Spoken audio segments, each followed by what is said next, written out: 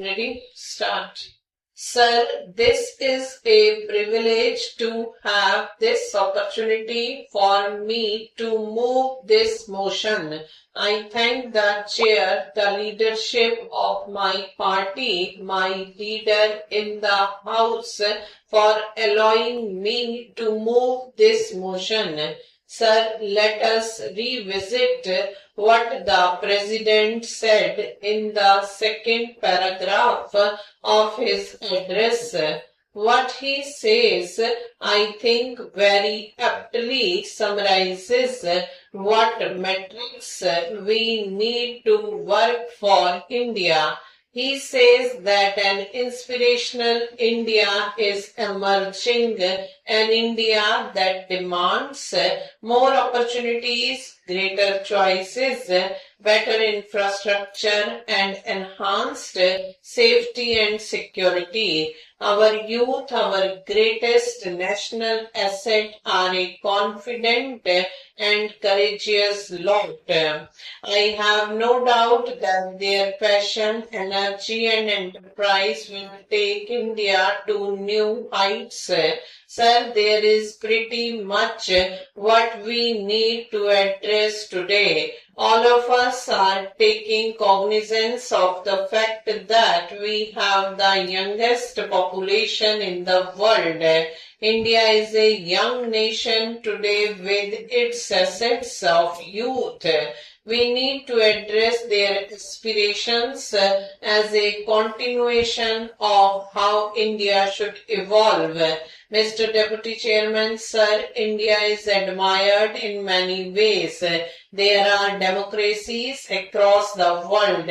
But do all democracies define their freedom in the same way that India does? Not at all.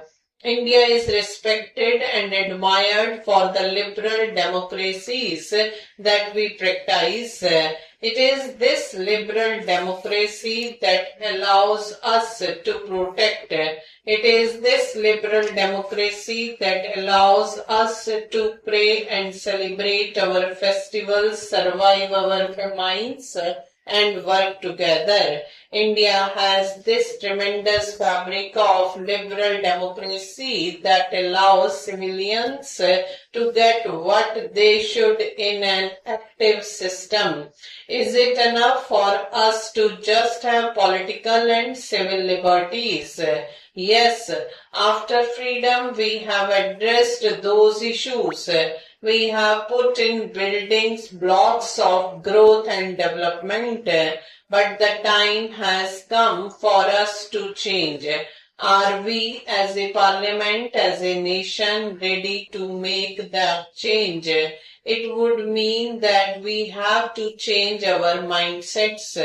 It would mean that we have to put all our energies for us to be able to struggle the two generations.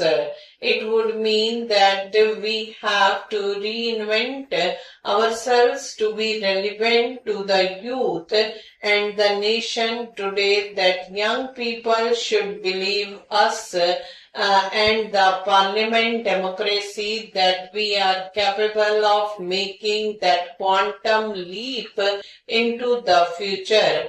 To get back to the future, we need to also enjoy the liberalism of economics. Why do we shy away from economics?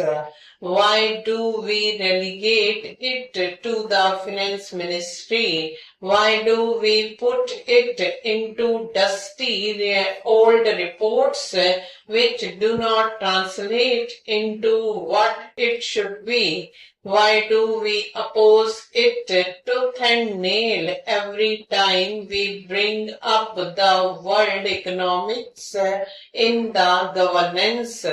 Can we live with just social and political means and not address the liberal systems and liberal economics? Unless you liberalize here, unless you move forward, we are not going to be relevant to the youth of this country and hence to the world. India is today first amongst equals, and it is our compulsion and our need of the hour that we should allow India to build a productive, competitive and open economy in order to give every Indian a greater chance of prosperity. How dare we assume and usurp that authority to say no because of our dogged political stance and because of which we are out of synchronization. We will impose these limits on open economic liberal policies. We will hold back generations from making that quantum leap. Sir, today we speak in the backdrop of very difficult times. It is extremely difficult and there lies the chance. What happens to that chance of prosperity that every Indian is entitled to? The challenge is to manage the change.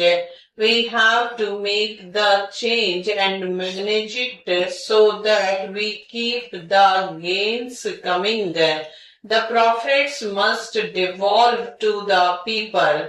Sir, we go through this rough economic atmosphere which prevailing over the country and over the world today. It is a global phenomenon. It is nothing that we can deny and live in India today. We are witness to history. Let us rewind a little bit to go back to the past. It was the Congress government at the center that had actually put in the building blocks.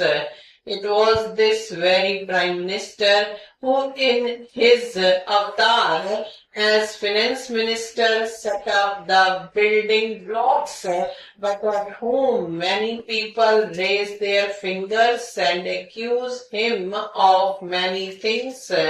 I do not remember many people lauding him.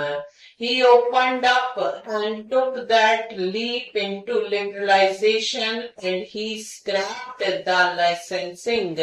He opened up for traders and investors.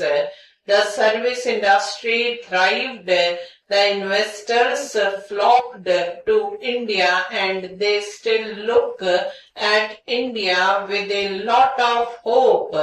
Can we deny that we have world-class companies today in this country and that internationally people come to woo Indian investors to come to their country? Can we deny that Indians who have had education in the much criticized government schools and government institutions are the people who are working in NASA, who run UK's medical services, who contribute to America's wealth? Stop.